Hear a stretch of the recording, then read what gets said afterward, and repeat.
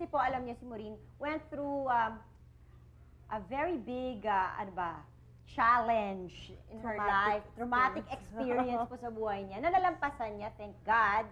Ano ba talaga yung nangyari? Kwento mo sa amin. Nagkaroon siya ng irritation.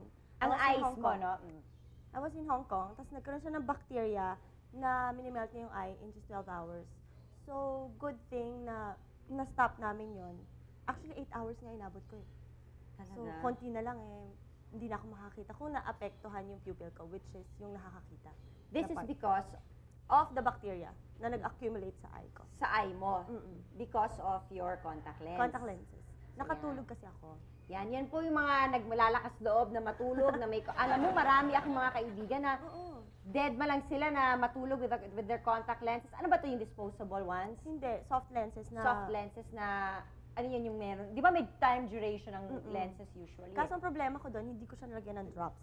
Eh pagka hindi ko nalagyan ng drops, nagiging parang hard yung lens. So po yung mga nagko-contact lenses, naku, hindi biro. Kailangan talaga you have to put drops or clean it or pag disposable, tapon nyo na. Huwag na yung sayang-sayang because mga mata nyo po yan.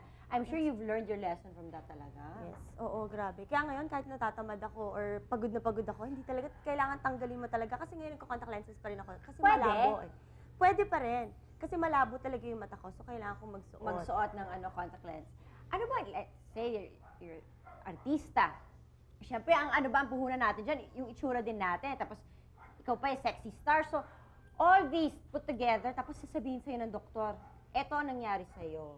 Baka hindi ka na makakita. Ano mang naramdaman mo ng mga oras na yun?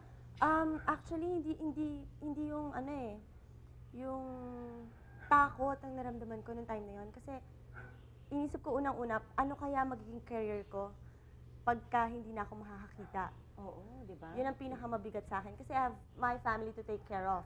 Like, I have my sister and brother. So, yun ang unang-unang kinatakot ko.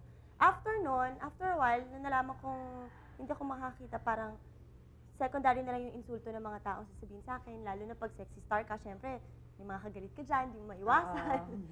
Yun ang kinatakot ko. Pero actually, as a person lang mismo, na hindi ka makakita ba? Hindi mo makikita ang umaga, hindi mo makikita ang hindi mo makakita mga mahal mo sa buhay, hindi ba? Actually, nga yung sinabi ko, hindi yung physical pain eh.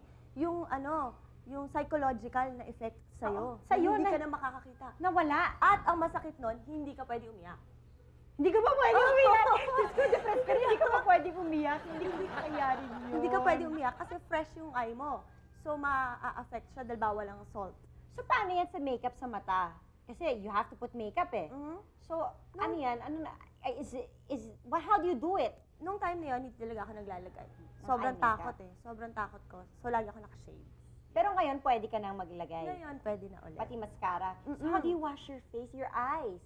Kasi po, minsan pa nag-wash tayo ng di ba, kailangan maglagay ka ng cream. Paano pag pumasok yung cream sa loob ng mata? Ingat na ingat lang talaga. Kailangan hindi siya mapasukan ng cream or soap. Naku, Diyos ko. Lahat ng things that we take for granted sa mukha natin, sa mata natin, doon mo marirealize kapag nangyari sa'yo yung gano'n, ano? Sobrang bilis. Yung Sa isang iglap lang, Oo. everything could go.